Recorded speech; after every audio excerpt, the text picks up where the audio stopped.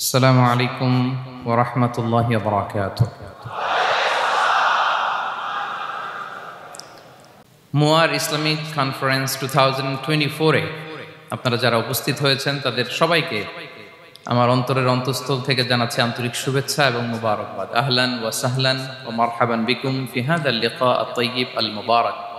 আমরা শুরুতে আল্লাহ রাব্বুল ইজ্জা ওয়াল জালালের দরবারে শুকরিয়া জ্ঞাপন করছি, যিনি আজকে আমাদেরকে এরকম চমৎকার একটি পরিবেশে চমৎকার একটি ইসলামিক কনফারেন্সে উপস্থিত হওয়ার সুযোগ করে দিয়েছেন। আমরা সবাই পড়ছি কালিমাতু শুকর আলহামদুলিল্লাহ। আল্লাহ রাব্বুল ইজ্জা ওয়াল জালালের দরবারে শুকরিয়া জ্ঞাপনের পাশাপাশি আমি আজকের প্রোগ্রামের যারা অর্গানাইজিং কমিটি তাদেরকে অন্তরের অন্তঃস্থল থেকে ধন্যবাদ জানাতে চাই, এরকম চমৎকার একটি পরিবেশ, চমৎকার একটি ভেন্যুতে এই ইসলামিক কনফারেন্সের আয়োজন করবার জন্য। সম্মানিত সুধী, আমরা এই পৃথিবীতে খুব অল্প একটা সময়ের জন্য, একটা ট্রানজিট পিরিয়ড কাটানোর জন্য বেসিকলি আমরা এই পৃথিবীতে এসেছি। আমরা কি চিরকাল এই পৃথিবীতে থাকবো বলেন তো? না, একটা ট্রানজিট পিরিয়ডে আমরা এসেছি, আবার চলে যেতে হবে। এই যে আমাদের জীবন, এই জীবনের জন্য বিপদ, আপদ, পরীক্ষা, স্ট্রাগল এটা অনিবার্য, এটা হবে। বিপদ নাই, কষ্ট নাই, আপদ নাই, অনিশ্চয়তা নাই, স্ট্রাগল নাই, এমনকি কেউ আছে এখানে? কেউ কি হাত তুলে বলতে পারবেন যে হুজুর আমার জীবনে কোনো বিপদ নাই, অথবা আমার জীবনে কোনো দুঃখ নাই, কষ্ট নাই, কোনো স্ট্রাগল নাই, কোনো রিস্ক নাই? এরকম সৌভাগ্যবান কেউ আছেন এখানে? তাহলে জীবনের জন্য পরীক্ষা এটা অনস্বীকার্য, হবেই হবে পরীক্ষা। পৃথিবীর জীবনটাই এমন, এভাবেই এই লাইফকে ডিজাইন করা হয়েছে। পরীক্ষা থাকবে, এখানে বিপদ থাকবে, এগুলো উত্তীর্ণ হয়ে আপনাকে যেতে হবে। চিরসুখ চির শান্তি এটাই পৃথিবীতে হয় না। চিরসুখ এবং চিরশান্তির জায়গা হচ্ছে জান্নাত। চিরসুখ এবং চিরশান্তি কোথায়? এটা জান্নাতের বৈশিষ্ট্য। চিরসুখ চিরশান্তি, টেনশন নাই, ঝামেলা নাই, পরীক্ষা নাই, বিপদ নাই, রিস্ক নাই, স্ট্রাগল নাই, এটা হচ্ছে দ্য ফিচার্স অফ জান্নাত, জান্নাতের ফিচার। কিন্তু সমস্যা বাদে তখন যখন জান্নাতের ফিচার আমরা দুনিয়ায় খুঁজি, যেটা পাবো আমরা জান্নাতে, এটা খুঁজি কোথায়? এই তখনই সমস্যা বাদে। And this is the main problem. এটাই বড় সমস্যা। এই সমস্যার সমাধান কোথায়, এটা নিয়ে আজকে আমি কিছু কথা অ্যাড্রেস করবো ইনশাআল্লাহ। তো তাহলে আসুন শুনি জান্নাতের ফিচার কি। জান্নাতের কমন একটা ফিচার হচ্ছে জান্নাতে there will be no sickness in paradise. জান্নাতে কোনো অসুস্থতা থাকবে না, চিরসুস্থ। সুবহানাল্লাহ পড়েন। চিরসুস্থ, চির সবল, কেউ অসুস্থ হবে না জান্নাতে। জান্নাত হবে অ্যান্টি এইজিং, জান্নাতে বয়স বাড়বে না কারো, চিরযৌবনা, চিরযুবক, অ্যান্টি এজিং। আপনারা জানেন যে বর্তমান পৃথিবীতে অ্যান্টি এজিং ক্রিম পাওয়া যায় না? ক্রিম, কথা বুঝতেছেন? অ্যান্টি এজিং ক্রিম পাওয়া যায়। তারা বলে এই ক্রিম মাখলে চামড়ায় ভাঁজ পড়ে না। এটার দাম আছে কিন্তু অনেক। অ্যান্টি এজিং ক্রিম লাগায়, শ্যাম্পু ইউজ করে, অ্যান্টি এজিং অয়েল আছে, এটা দিলে নাকি চামড়ায় ভাঁজ পড়ে না। ইভেন ভারতের অনেক বড় একজন ব্যবসায়ী মুকেশ আম্বানি, নাম শুনছেন না? যে তার ছেলের বিয়ে হয়ে গেল, তো এই মুকেশ আম্বানির স্ত্রী নীতা আম্বানি, সে কিছুদিন আগে এক বোতল গোল্ড ওয়াটার খেয়েছে, gold water, and its cost $60,000। $60,000 দাম এক বোতল গোল্ড ওয়াটারের। কেন? ফর অ্যান্টি এজিং, যাতে বয়সের ছাপ গালে না থাকে। এখন বলেন, এভাবে কি আমাদের বয়সকে ধরে রাখা সম্ভব এই পৃথিবীতে?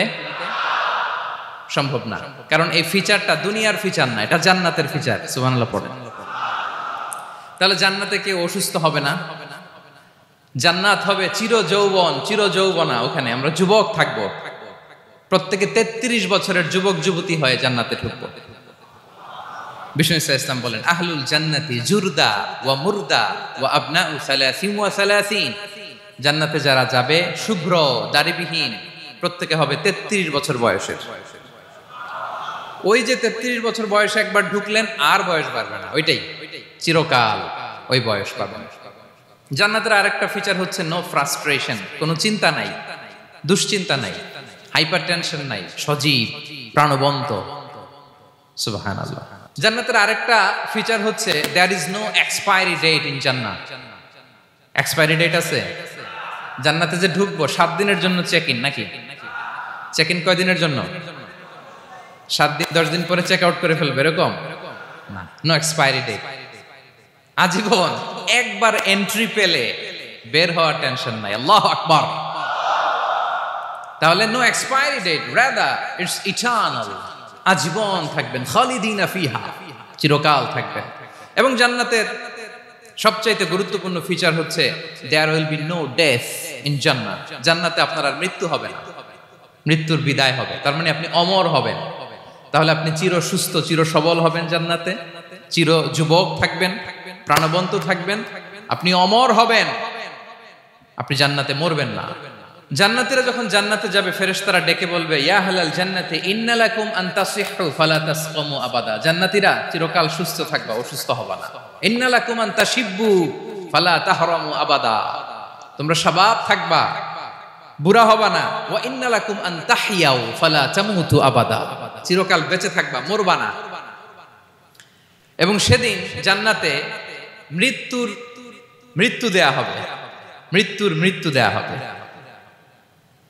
ইউতাল মাউতু বিকাবশিন আমলাহ, একটা ছাগলের আকৃতিতে মৃত্যুকে আনা হবে। ফায়ুযবাহুল মাউত, মৃত্যুকে জবাই দেয়া হবে। এবার জান্নাতীরা তাকিয়ে থাকবে, ফেরেশতারা বলবে, ইয়া আহলাল জান্নাতি খুলুদুন ফালা মাউত, হে জান্নাতীরা চিরকাল এই জান্নাতে থাকবে। তাহলে জান্নাতের ফিচার পাইছেন? এখন কোন বোকা যদি এই ফিচার দুনিয়ায় খোঁজে, পাবে? পাবে না, কারণ দুনিয়ার ফিচার আলাদা। দুনিয়ার ফিচার কি? এই দুনিয়াতে বিপদ আসবে, কষ্ট আছে দুনিয়াতে, হতাশা আছে, ভয় আছে, অসুস্থতা আছে, বার্ধক্য আছে, এবং এই দুনিয়ার একটা এক্সপায়ারি ডেট আছে না? দ্য ডে ইউ ডাই, যেদিন আপনি মারা যাবেন, এটা আপনার এক্সপায়ারি ডেট, চলে যেতে হবে, চলে যেতে হবে। এই পৃথিবীতে মৃত্যুর অস্তিত্ব আছে, সবকিছু থমকে দিয়ে, আপনাকে চমকে দিয়ে মৃত্যু চলে আসবে, ঠিক কিনা বলেন? তাহলে এগুলো হচ্ছে দুনিয়ার ফিচার। এই দুনিয়াতে বিপদ আপদ, কষ্ট, ঝুঁকি, স্ট্রাগল, বার্ধক্য, অসুস্থতা, এগুলো নিয়ে আমাদেরকে টিকে থাকতে হয়। এটা দুনিয়ার ফিচার, মিলায় ফেললে হবে না। জান্নাতের ফিচার একটা, দুনিয়ার ফিচার আরেকটা। দুনিয়াতে কষ্ট থাকবে, বিপদ আপদ থাকবে। এই দুনিয়ার ফিচারটা আল্লাহ তাআলা কোরআনের একটা আয়াতে খুব চমৎকার ভাবে উল্লেখ করেছেন, সেটা দিয়েই আমি আলোচনা শুরু করেছি। আল্লাহ তাআলা ইরশাদ করছেন, ওয়ালা নাবলুওয়ান্নাকুম বিশাইইম মিনাল খাউফি ওয়াল জুই ওয়া নাকসিম মিনাল আমওয়ালি ওয়াল আনফুসি ওয়াস সামারাত ওয়া বাশশিরিস সাবিরিন। আল্লাহ তাআলা বলছেন, অবশ্যই অবশ্যই আমি তোমাদেরকে পরীক্ষা করব, ভয় দিয়ে, ক্ষুধা দিয়ে, সম্পদের ঘাটতি দিয়ে, আতঙ্ক দিয়ে, প্রাণনাশ দিয়ে, ফল ফসলের হানি দিয়ে পরীক্ষা করব। কিন্তু এই পরীক্ষায় যারা উত্তীর্ণ হবে, যারা সবর ইখতিয়ার করবে, ওয়াবাশশিরিস সাবিরিন, ধৈর্যশীলদের জন্যই হচ্ছে সুসংবাদ। আলহামদুলিল্লাহ পড়ে।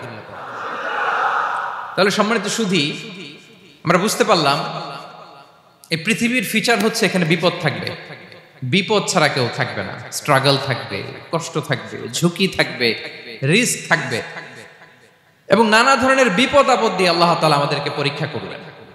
এটা মাস্ট, এটা আমাদের মাইন্ডসেটে নিয়ে নিতে হবে। মাইন্ডসেটে এটা ক্লিয়ার থাকতে হবে। চিরসুখ চিরশান্তি এই দুনিয়াতে মিলবে, কোথায় মিলবে তাহলে? এটা তাহলে বিপদ আসবেই, আপদ আসবেই, পরীক্ষা থাকবেই আমাদের জীবনে। তবে ইন্টারেস্টিংলি মজার বিষয় হচ্ছে পরীক্ষাটা এক একজনের এক এক রকম। পুরো পৃথিবীটা একটা পরীক্ষা ক্ষেত্র, কিন্তু কারো প্রশ্নপত্রের সাথে কারো প্রশ্নপত্রের কোনো মিল নাই। সুবহানাল্লাহ। আমার পরীক্ষা একরকম, আপনার পরীক্ষা আরেক রকম, ওই ভাইয়ের পরীক্ষা আরেক রকম, ওনারটা আরেক রকম। সবাই পরীক্ষার্থী, সবাই পরীক্ষার্থী, কিন্তু কারো প্রশ্নপত্রের সাথে কারো প্রশ্নপত্রের কোনো মিল নাই। কারো জন্য পরীক্ষা হচ্ছে সে খুব অসুস্থ, প্রচন্ড অসুস্থতা, তার জন্য পরীক্ষা। ক্যান্সারের রোগী, দুরারোগ্য ব্যাধি, ডক্টর বলছে ফোর্থ স্টেজে চলে আসছে, কয়েক মাস বাঁচতে পারে, এটা তার জন্য পরীক্ষা। আবার কারো দেখবেন যে খুব একটা অসুস্থতা নাই, অসুস্থতার ঝামেলা নাই, কিন্তু তার দারিদ্রতা আছে, তার আর্থিক অনটন, এটা তার জন্য পরীক্ষা। আবার কারো দেখবেন অসুস্থতাও নাই, দারিদ্রতাও নাই, তার দাম্পত্য জীবনের সমস্যা আছে না নাই? অনেকের দেখবেন এগুলো কোনোটাই সমস্যা না, তার ছেলে কথা শোনে না, মাদকাসক্ত। আহা, মাদকাসক্ত, রিহ্যাবে পাঠায়, আবার আসে, আবার গাঁজা খাওয়া শুরু করে, আছে না নাই বলেন? দেখেন তার পরীক্ষাটা আবার আলাদা। অনেকের দেখবেন মেয়ে বাবার কথা শোনে না। আবার অনেকের দেখবেন যে ব্যবসায় সমস্যা, লসের পর লস, লাভ উঠাতে পারে না। তাহলে পরীক্ষা ছাড়া, বিপদ আপদ ছাড়া দুনিয়াতে কেউ নাই, কেউ নাই প্রিয় ভাইরা। এটা আমাদের মাথায় রাখতে হবে। পরীক্ষা আপনাকে দিতেই হবে, পরীক্ষা দিয়ে দিয়েই নিজেকে প্রমাণ করতে হবে। আর এক একজনের পরীক্ষাটা এক এক রকম, কারো পরীক্ষার সাথে কারো পরীক্ষার কোনো মিল থাকবে না। তো মাঝে মাঝে আমরা এটা ভুলে যাই। আল্লাহ তাআলা কালামে পাকে রিমাইন্ডার দিয়ে আমাদেরকে স্মরণ করিয়ে দিতে চান যে এই পৃথিবীতে আসলে তোমরা এসেছো পরীক্ষা দিতে। এটাই জীবনের বড় বাস্তবতা। আমাদের জীবনে যত হতাশা, আমাদের জীবন নিয়ে যত অভিযোগ, আমাদের মনে যত কষ্ট, আমাদের হৃদয়ের ভেতরে যত অস্থিরতা, তার মূলে হচ্ছে এই সমস্যা যে আমরা ভুলেই গেছি আমরা পরীক্ষা দিতে আসছি। এটা যদি ভুলে না যান, এটা যদি আপনার মাইন্ডসেটে থাকে যে পুরো জীবনটা একটা পরীক্ষা, তাহলে দেখবেন কোনো কিছু আপনাকে কাবু করতে পারবে না। আপনি হতাশ হবেন না, জীবন নিয়ে আর অভিযোগ থাকবে না, আপনি ভেঙে পড়বেন না, সব অভিযোগ হতাশা দূর হয়ে যাবে। তার মানে বুঝতে পারলাম পরীক্ষা আপনাকে দিতেই হবে। পরীক্ষা দেয়া ছাড়া এই পৃথিবী থেকে চলে যাওয়ার কোনো চান্স বা সুযোগ আমাদের কারো নেই। সূরাতুল আনকাবুতে আল্লাহ তাআলা এই কথাটা আরো চমৎকার ভাবে বলেছেন। আল্লাহ তাআলা ইরশাদ করছেন, আহাসিবান নাসু আইয়ুতরাকু আইয়াকুলু আমান্না ওয়া হুম লা ইফতানুন ওয়ালাকাদ ফাতান্নাল্লাযীনা মিন ক্বাবলিহিম ফালা ইয়া'লামান্নাল্লাহু আল্লাযীনা সাদাকু ওয়া লা ইয়া'লামান্নাল কাযিবিন। আল্লাহ বলেন, মানুষ কি ভেবেছে সে শুধু বলবে আমি ঈমানদার আর তাকে আমি জান্নাতে ঢুকাই দিব? না, কখনো না, কোশ্চিন কালেও না। বরং পূর্ববর্তীকালে যারা পৃথিবীতে এসেছিল তাদেরকে আমি পরীক্ষা নিয়েছি, পরীক্ষা করেছি, এবং তাকেও ঈমানের প্রশ্নে সে সত্যবাদী না মিথ্যাবাদী পরীক্ষা দিয়ে দিয়ে নিজেকে প্রমাণ করতে হবে। ঠিক কিনা বলেন? পরীক্ষা দিয়ে আপনাকে প্রমাণ করতে হবে। এবং এই পরীক্ষার ব্যাপারটা, এটা যে শুধু আমরা সাধারণ মানুষ আমাদের জীবনে দুঃখ বিপদ পরীক্ষা, এমনটা না। এই পৃথিবীর সবচাইতে শ্রেষ্ঠ মানুষ যারা ছিলেন তাদেরকে আল্লাহ পরীক্ষা নিয়েছেন। বলেন তো এই পৃথিবীতে সবচাইতে শ্রেষ্ঠতম মানুষ কারা? সবচাইতে শ্রেষ্ঠ ভালো মানুষ কারা ছিল পৃথিবীতে? বলেন তো নবীরা। আওয়াজ করে বলেন তো কারা? তো বলেন তো নবীদের জীবনে পরীক্ষা ছিল কি ছিল না? হ্যাঁ ছিল। বেশি না কম? বিষ্ণু ইসলামকে জিজ্ঞাসা করা হলো, আইয়ুন নাসি আশাদ্দু বালাআন ইয়া রাসূলুল্লাহ, হে আল্লাহর রাসূল এই পৃথিবীতে কাদের জীবনে পরীক্ষা বেশি? বিষ্ণু ইসলাম বললেন, আল আম্বিয়া, নবীদের জীবন। আল আম্বিয়া সুম্মাল আমসাল ফাল আমসাল, সবচাইতে জীবনে পরীক্ষার সম্মুখীন সবচাইতে বেশি হয়েছেন নবীরা। তারপরে নবীদের পরবর্তী অবস্থান যাদের, সিদ্দিকিন যারা, সোহাদা যারা, সলিহিন যারা, আল্লাহওয়ালা যারা, তাদের জীবনে পরীক্ষা বেশি। ইউবতালার রাজুলু আলা হাসাবি দীনি, ব্যক্তির দিনদারি যত বেশি তার জীবনে আল্লাহর পরীক্ষাও তত বেশি। আপনি আল্লাহওয়ালা হবেন, আপনার জীবনে পরীক্ষাও অনেক বেশি। এজন্য ইমানদার হওয়া যেমনি মর্যাদার, ইমানদারের জীবনে পরীক্ষাও হবে অনেক বেশি। এবং পরীক্ষা যত বড়, খেয়াল রাখতে হবে, মন খারাপ করার কোনো সুযোগ নেই। পরীক্ষা যার জীবনে যত বড়, সেটাতে সফল হতে পারলে ওটার প্রতিদানও বড়। পরীক্ষা যত বড়, এটাতে সাকসেস হইতে পারলে এটার রিওয়ার্ডও তত বড়। বিষ্ণু ইসলাম বলেন, ইযামুল জাযাই মাআ ইযামিল বালা, বালা যত বড় জাযাও তত বড়, প্রতিদানও তত বড়। আপনারা নবীদের জীবনে যদি খেয়াল করেন, দেখবেন যেই নবীর জীবনে পরীক্ষা যত বেশি, সেই নবীর জীবনে সফলতাও তত বেশি। সাইয়েদনা ইব্রাহিম আলাইহিস সালামের কথাটা একটু খেয়াল করেন তো, বলেন তো ওনার জীবনের পরীক্ষা কেমন ছিল, বেশি না কম? ওনার জীবনের পরীক্ষা থেকেই তো আমরা এই শব্দটা ব্যবহার করি, আমরা বলি অগ্নি পরীক্ষা। কি বলি? মানে আগুনে নিক্ষেপ করা হয়েছে সাইয়েদনা ইব্রাহিম আলাইহিস সালামকে।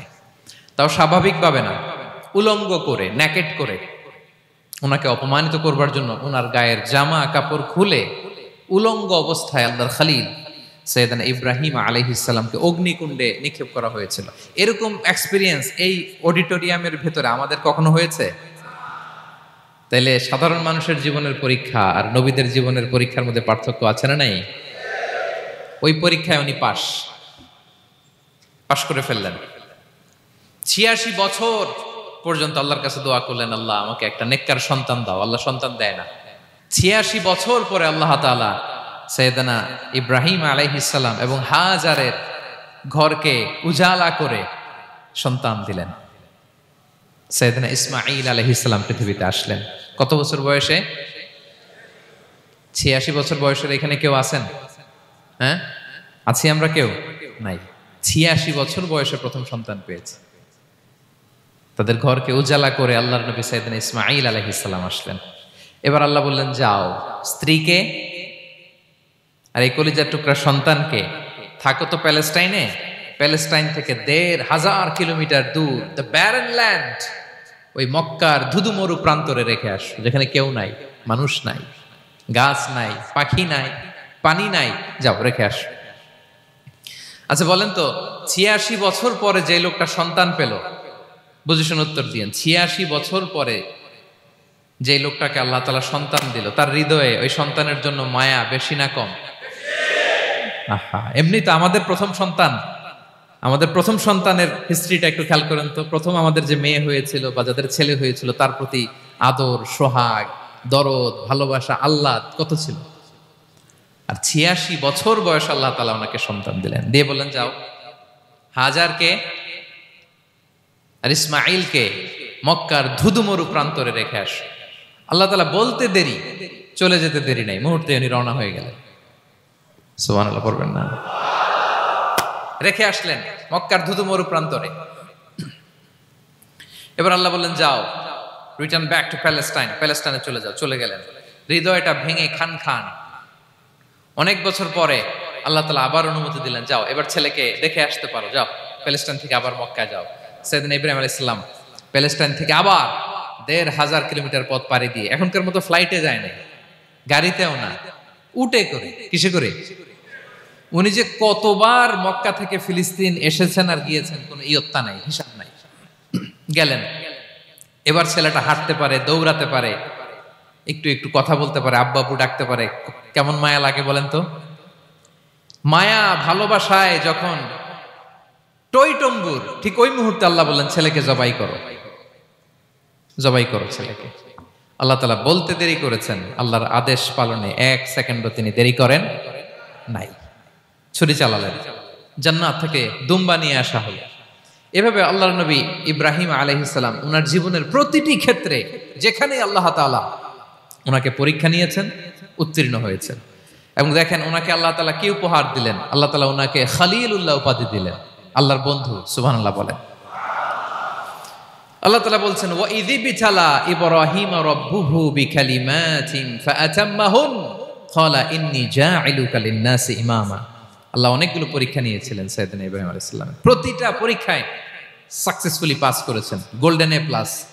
আল্লাহ বলেন, ইন্নী জাঈলুকা লিন-নাসি ইমামা, I'm gonna make you the leader for the entire human being. I'm gonna appoint you as a leader for the entire universe. গোটা বিশ্বের জন্য, গোটা মানবতার জন্য আমি তোমাকে লিডার বানায় দিলাম। ইযামুল জাযাই মা'a ইযামিল বালা। পরীক্ষা যত বড়, ওই পরীক্ষায় পাশ করলে ওইটার ফলাফল ও প্রতিদানও বড়। তাহলে দেখেন প্রিয় ভাইরা, সাইয়েদনা ইব্রাহিম আলাইহিস সালামের জীবনে পরীক্ষার কোনো শেষ ছিল না। আমি আপনি কোথায়? আল্লাহর খলিলের জীবনে যদি এত পরীক্ষা থাকতে পারে, আমি আপনি কোথায় বলেন তো? এবার বলেন, সাইয়েদনা মূসা আলাইহিস সালাম, ওনার জীবনে তো কোনো পরীক্ষার ছিল না। হ্যাঁ, গুণে শেষ করতে পারবেন? জন্মটাই তো হয়েছে পরীক্ষার মধ্য দিয়ে। মিশরের ছেলে সন্তান হইলেই ফেরাউন বলছে জবাই করো, ওনার মা এরকম সিন্ধুকে করে ভাসায় দিলেন নীল নদীতে। আল্লাহু আকবার, কি একটা রোমাঞ্চকর পরিস্থিতির মধ্য দিয়ে আল্লাহ তাআলা ওনাকে বাঁচালেন। সুবহানাল্লাহ, জন্মই হয়েছে পরীক্ষার মধ্যে দিয়ে। বড় হইলেন, ফেরাউনের ভয়ে দেশ ত্যাগ করলেন, মিশর থেকে মাদিয়ান। আবার আল্লাহর আদেশে যখন ফিরে আসলেন, আবার ফেরাউনের সাথে তর্ক বিতর্ক, যুদ্ধ। একটা রাত আল্লাহ নবী মুসা আলাইহিস সালাম শান্তি মতো মিশরে ঘুমাতে পারে নাই। একটা রাত, শেষ পর্যন্ত এই ফেরাউন মুসা আলাইহিস সালামকে ধাওয়া করেছে। ফেরাউনের ধ্বংসের আগ পর্যন্ত সে মুসা আলাইহিস সালামকে ধাওয়া করেছে। তার মানে মুসা আলাইহিস সালাম এই বিপদ আপদ পরীক্ষা এগুলো থেকে মুক্তি পান নাই। এবার বলেন ঈসা আলাইহিস সালামের কথা, ওনার জীবনে তার পরীক্ষা ছিল না? কি পরীক্ষা ছিল? হ্যাঁ, আল্লাহু আকবার। Same scenario goes to the biography of every messenger in the world. পৃথিবীর সব নবীর ক্ষেত্রে একই ঘটনা ঘটেছে। সাইয়েদনা ঈসা আলাইহিস সালাম দাওয়াত যখন দিলেন, ওনার বিরোধিতা শুরু হলো, ওনাকে হত্যার ষড়যন্ত্র হলো, ইভেন কি ওনাকে মারার জন্য বনি ইসরাইলেরা উদ্ধত হলো, জানে বাঁচবার জন্য পালালেন। এক ঘরে ঢুকলেন, চারদিক দিয়ে ঘেরাও করলো, উনি দরজা জানালা লাগাই দিলেন।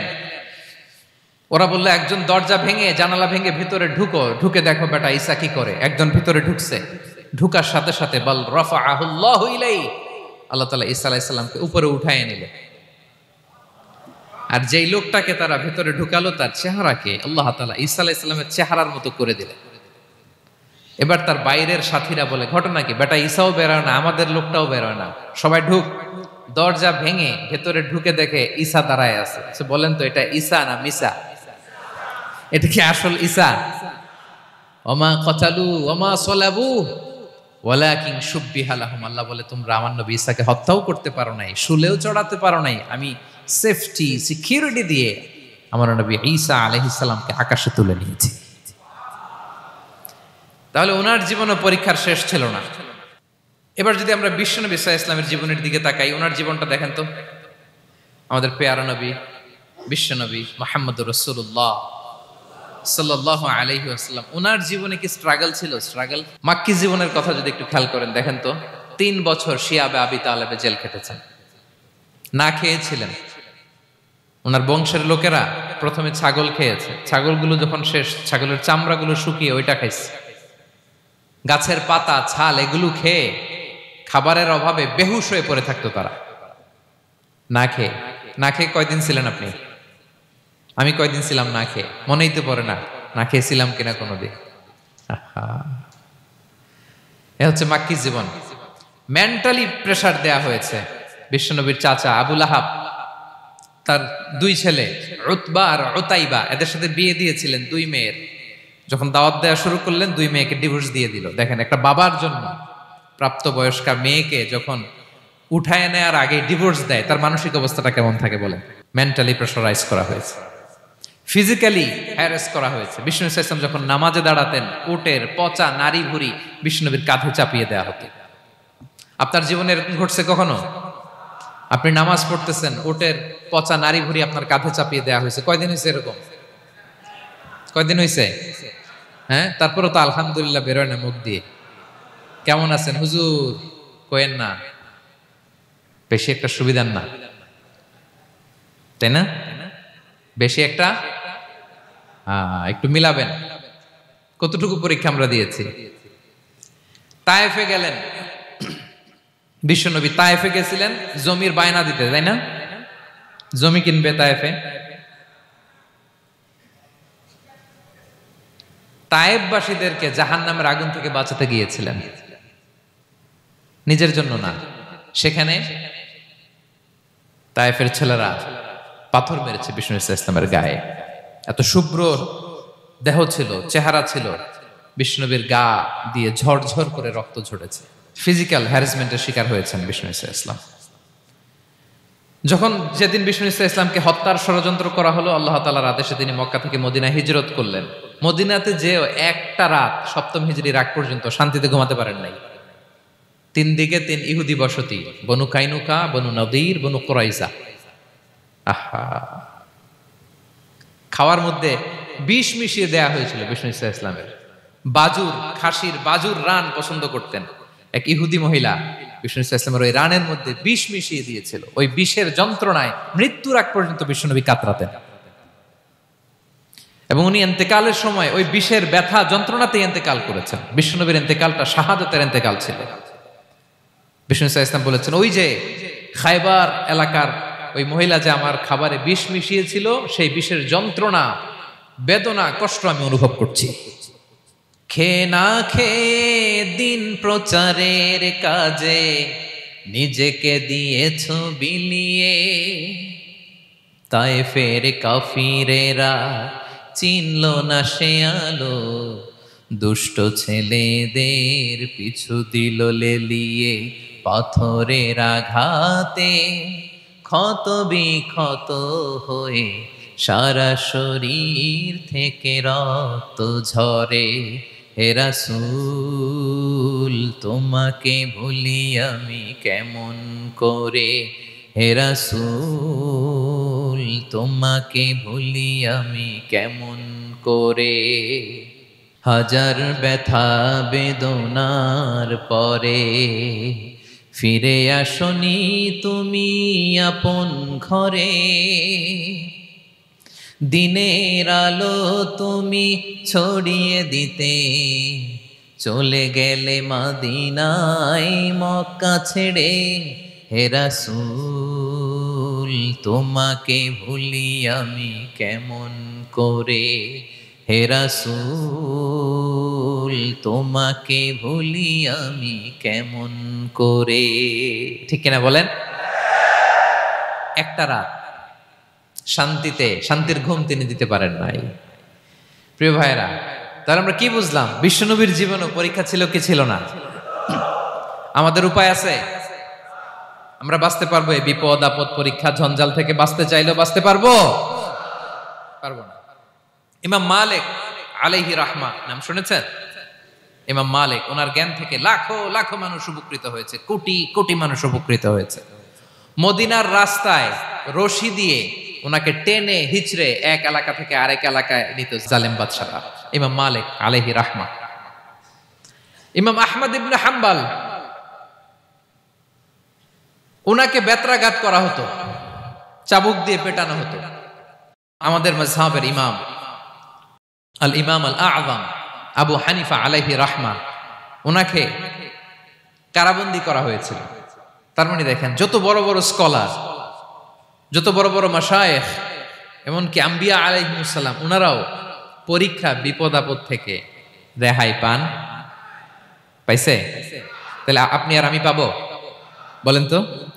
তাহলে এটা আমাদের ব্রেইনে গেঁথে নিতে হবে যে জীবন মানেই এখানে বিপদ থাকবে, পরীক্ষা থাকবে, স্ট্রাগল করে করে আমাকে আগাতে হবে। কেউ আমার জন্য রেড কার্পেট বিছিয়ে রাখবে না। এই জীবনটা বড় জটিল।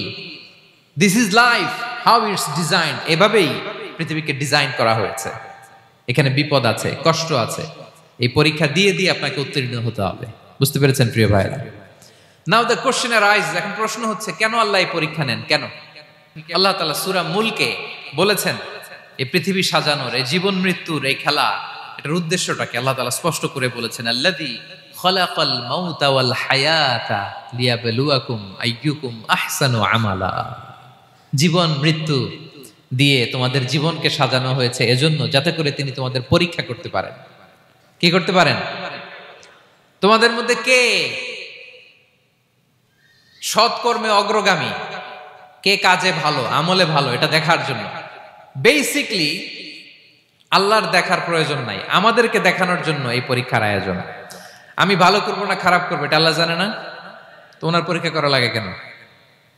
কথা বলেন। আমি জান্নাতি না জাহান্নামী এটা আল্লাহ জানেন না? বেসিকলি আমাদেরকে জানানোর জন্য এই পরীক্ষার আয়োজন। কাদেরকে জানানোর জন্য?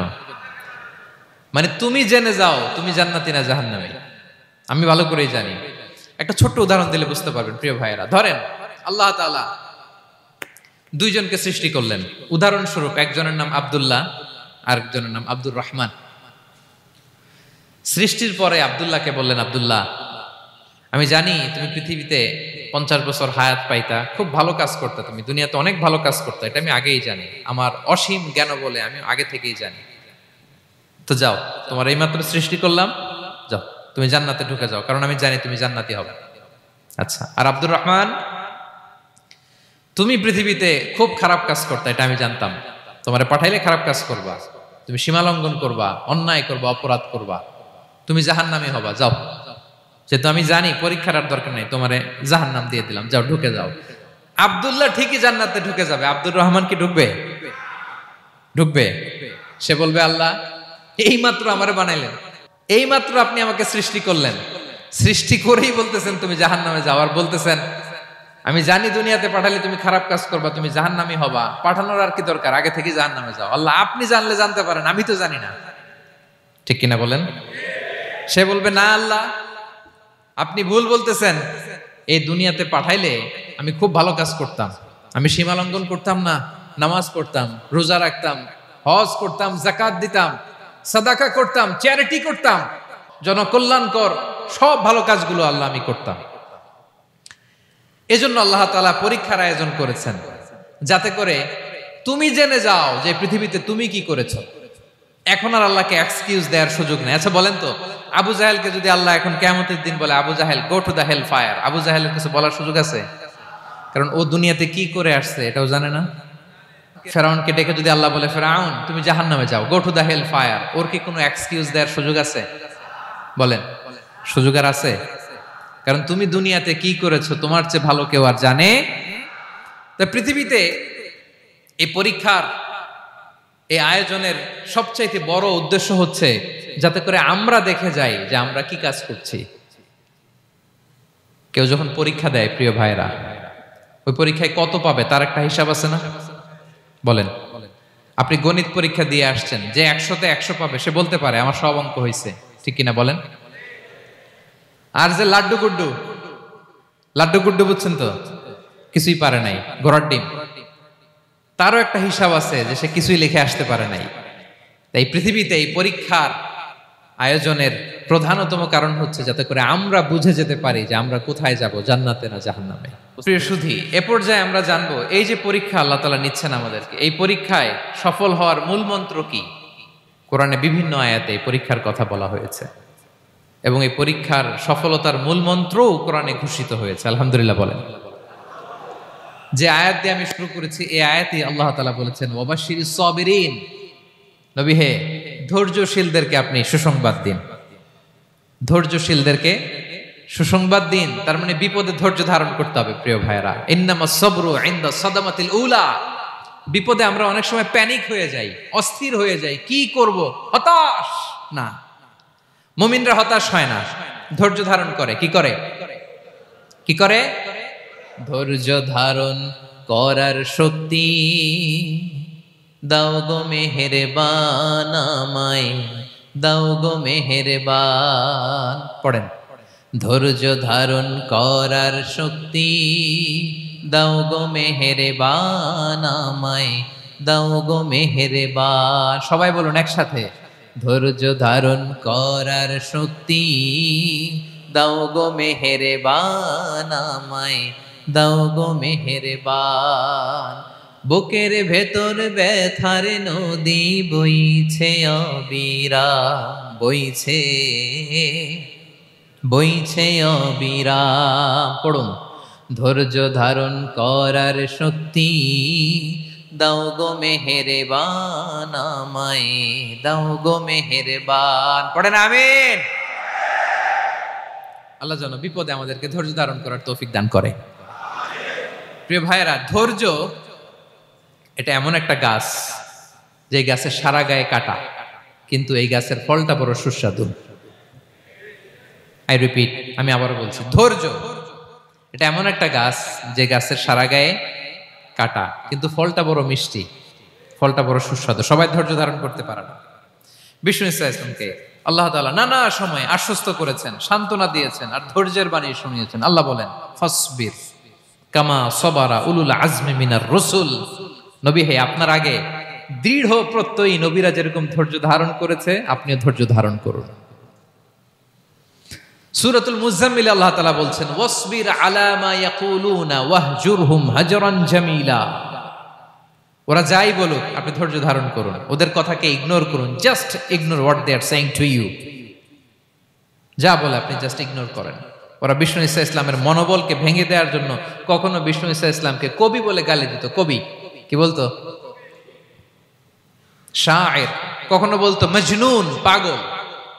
নাউজুবিল্লাহ পড়বেন না?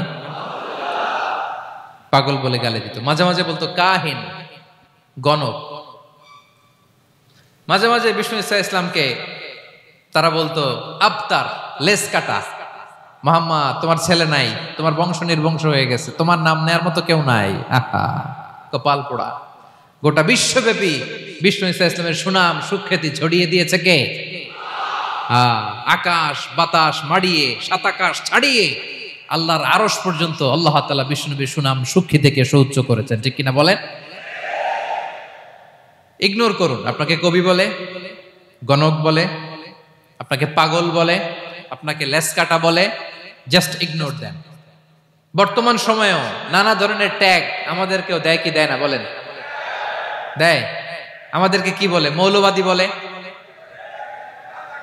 বলে বলে ওই যে রাজাকার বলে। রাজাকার রাজাকার খেলার দিন শেষ। মন মতো হইলে মুক্তিযোদ্ধা, মন মতো না হইলে রাজাকার, এই দিন শেষ। ওই দিন আর নাই। এই কার্ড দিয়ে আর খেলার দিন নাই। এগুলো মানুষ আর খায় না এখন, এগুলো গিলে না আর। সাধারণ মানুষ বড্ড সচেতন। দেখেন, কালের বিবর্তনে, সময়ের আবর্তনে একই পরিক্রমা আমাদেরকেও ট্যাগিং করে। আমাদেরকে মৌলবাদী বলে, ব্যাকডেটেড বলে, রাজাকার বলে, জঙ্গি বলে, যুদ্ধাপরাধী বলে। আছে না এরকম? ওয়াসবির আলা মা ইয়াকুলুন, নিজের সাথে মিলায় নেন। যা বলে ধৈর্য ধারণ করো। ওয়াহজুরহুম হাজরান জামিলা, জাস্ট ইগনোর দেম, ভালোভাবে ইগনোর করেন। খালাস, সালাম দিয়ে কেটে পড়েন। তাহলে প্রিয় ভাইরা, এই বিপদ আপদ আমাদের পিছু ছাড়বে না, পিছু ছাড়বে না। নবীদের পিছু ছাড়ে নাই, আমরা কোথায়? আমরা আর কি? বিপদ আমাদেরকে ধৈর্য ধারণ করতে হবে, মনোবল হারাইলে হবে না। দেখেন বিশ্বনবী কিভাবে আপনাদেরকে সান্ত্বনা দেয়। বিশ্বনবী বলেন আজাবান লি আমরিল মুমিন, মুমিনের ব্যাপারটা বড় আশ্চর্যজনক। ফাইন্না আমরাহু কুল্লাহু লাহু খাইর, মুমিনের জীবনে যা ঘটে সবটাই খাইর, সবটাই কল্যাণ। ইন আসাবাতহু সাররাউ শাকারা ফাকানা খাইরাল্লাহ ওয়া ইন আসাবাতহু দাররাউ সাবারা ফাকানা খাইরাল্লাহ। মুমিনের জীবনে যদি সুখ আসে তাহলে মুমিন শুকরগুজার হয়, এটা তার জন্য ভালো। আর যদি মুমিন জীবনে দুঃখ আসে তাহলে সে সবর ইখতিয়ার করে, এটাও তার জন্য ভালো। সুবহানাল্লাহ। তাহলে দেখেন, আমরা হয় সুখে থাকি নয় দুঃখে থাকি, ঠিক কিনা বলেন? তাহলে সুখের সময় আমরা শুকর করি, কি করি? শুকরগুজার হই। শুকরিয়া করাও একটা ইবাদত, শুকরিয়া করাও কি? আর দুঃখের সময় আমরা সবর করি, সবর করাটাও একটা। তাহলে আমাদের পুরো জীবনটাই ইবাদত, পুরো জীবনটাই। সুখের সময় শুকর আর দুঃখের সময় সবর। আওয়াজ করে বলেন, সুখের সময় শুকর আর দুঃখের সময়। এই দুই ইবাদত মুমিন জীবনে চলমান, কন্টিনিউয়াস, একটা উইন উইন সিচুয়েশন। কি বলেন? উইন উইন হয়ে গেল না? যেই পরিস্থিতিতেই থাকে আমাদের জন্য লাভ। আল্লাহু আকবার। তাহলে প্রিয় ভাইরা, এটাই জীবনের বাস্তবতা। সবর আমাদেরকে ইখতিয়ার করতে হবে, হতাশ হওয়া যাবে না। অনেকে আমরা অল্পতে হতাশ হই। এই যে আমরা ধৈর্য ধারণ করছি, এর ফল পাচ্ছি না। দীর্ঘ দেড় দশক ধরে ধৈর্য ধারণ করছেন না আপনারা? এখন মুক্তি, স্বাধীনতা, বিজয় এনে দিয়েছে কে? ধৈর্য ধারণ করুন। ধৈর্যের যে ফলাফল, এটা বড় মিষ্টি। ধৈর্য এমন একটা গাছ, এই গাছের সারা গায়ে কাটা, কিন্তু এর ফলটা বড় সুস্বাদু, এর ফলটা বড় মিষ্টি। ধৈর্য ধারণ করার অভ্যাস করতে হবে প্রিয় ভাইরা। মুমিন হতাশ হয় না, হাল ছেড়ে দেয় না। মুমিন ভরসা রাখে একজনের উপর, তিনি কে? লা তাইআসু মির রাউহিল্লাহ ইন্নাহু লা ইয়াইআসু মির রাউহিল্লাহি ইল্লাল কওমুল কাফিরুন। আল্লাহর রহ থেকে, রহম থেকে নিরাশ হয়ে যাও না।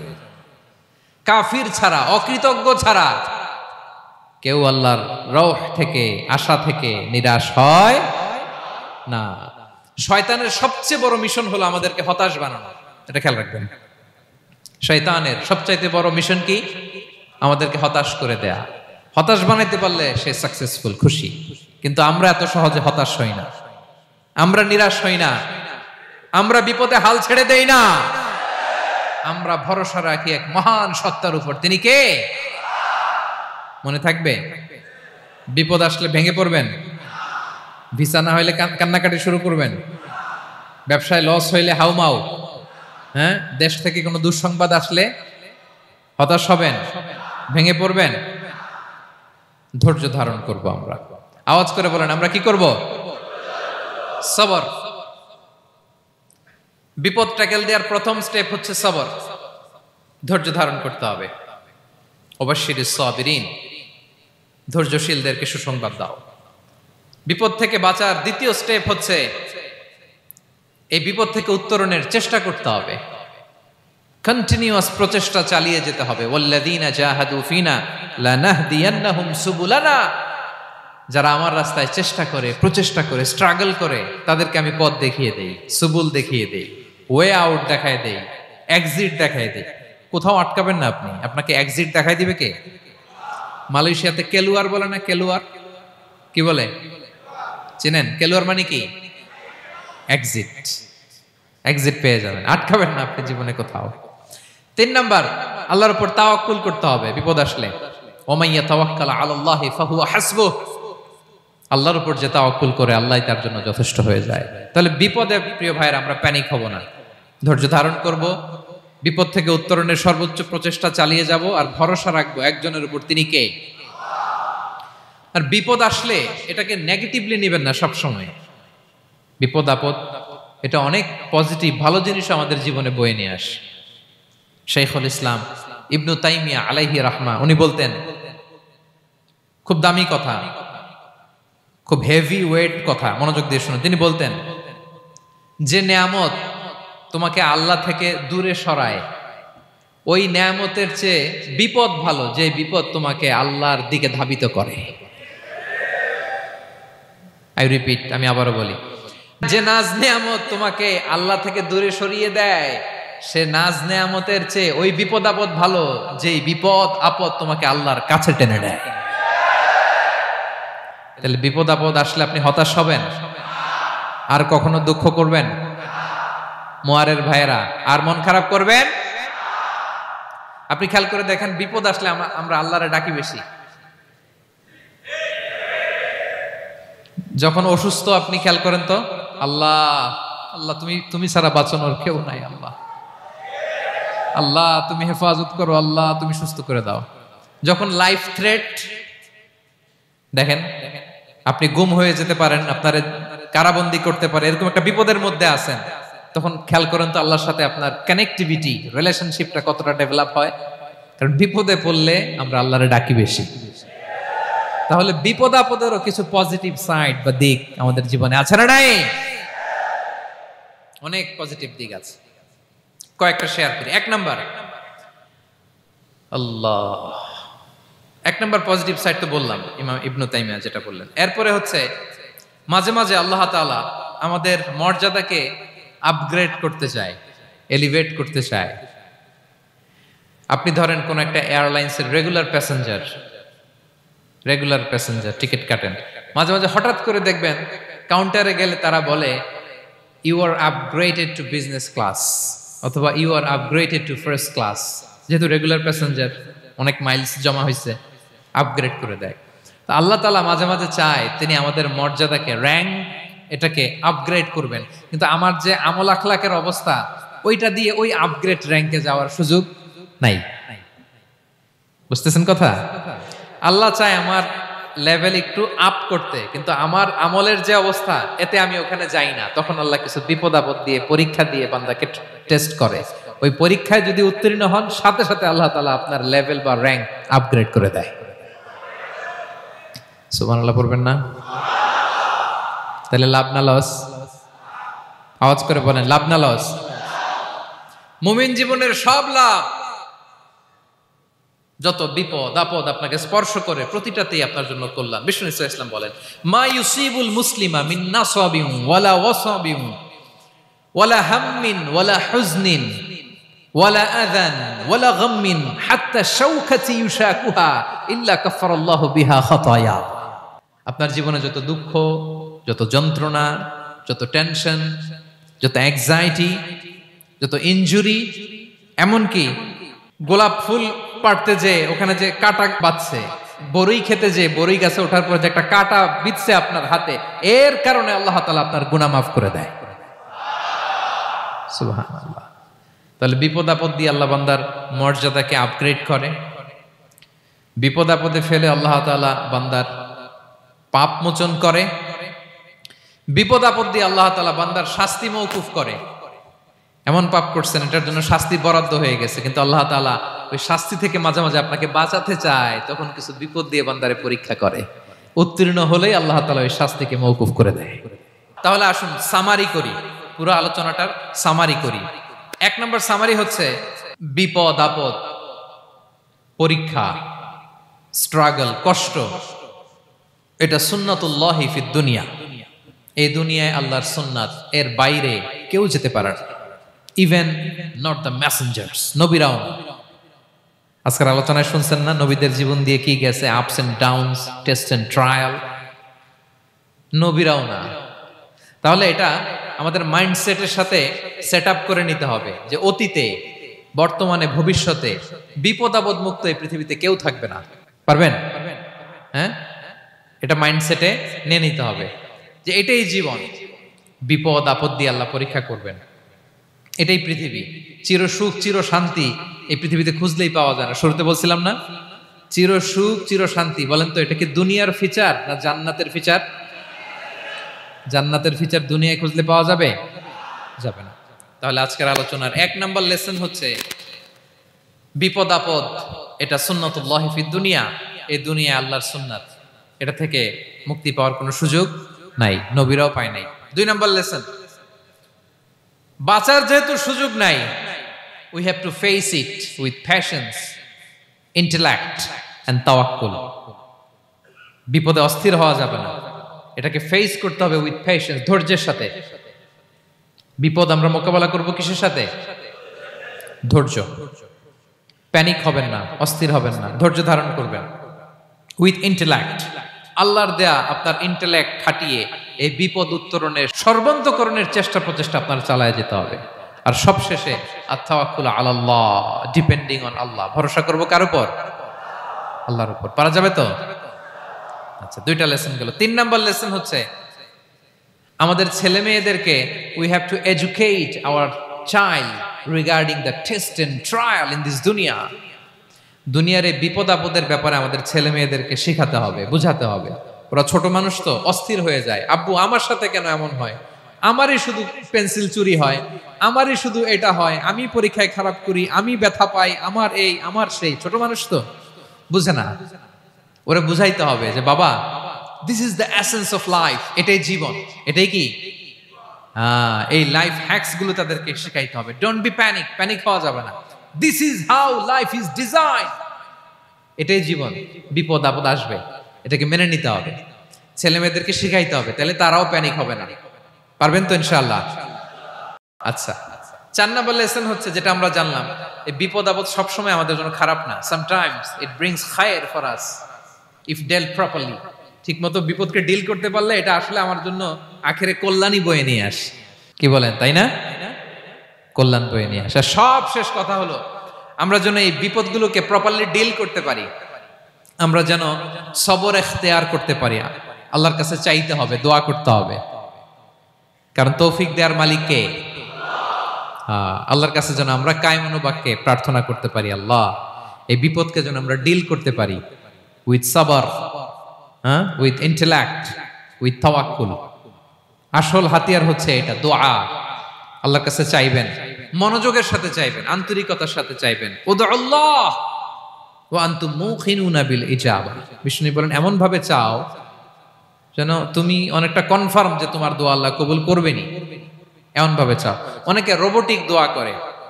রোবোটিক দোয়া মানে দোয়ার মধ্যে প্রাণ নাই, ধ্যান নাই, মন নাই, আগ্রহ নাই, ভালোবাসা নাই, ওই দোয়া আল্লাহ কবুল করে না। মনোযোগ দিয়ে চাইতে হবে চাওয়ার মতো। তাহলে আল্লাহ তাআলার পক্ষ থেকে তৌফিক পাওয়া যাবে। পারা যাবে তো ইনশাআল্লাহ। আল্লাহ তাআলা আমাদের সবাইকে বিপদে আপদে ধৈর্য ধারণ করার তৌফিক দান করুক। নবীরা তাদের জীবনে যেভাবে স্ট্রাগল, আপস এন্ড ডাউনস, বিপদগুলোকে, টেস্ট এন্ড ট্রায়ালগুলোকে ডিল করেছে, আমরা যেন সেভাবে ডিল করতে পারি, আল্লাহ তৌফিক দান করুক। আল্লাহ তাআলা আমাদের সবাইকে কথাগুলো বোঝা আর আমল করার তৌফিক দান করুক।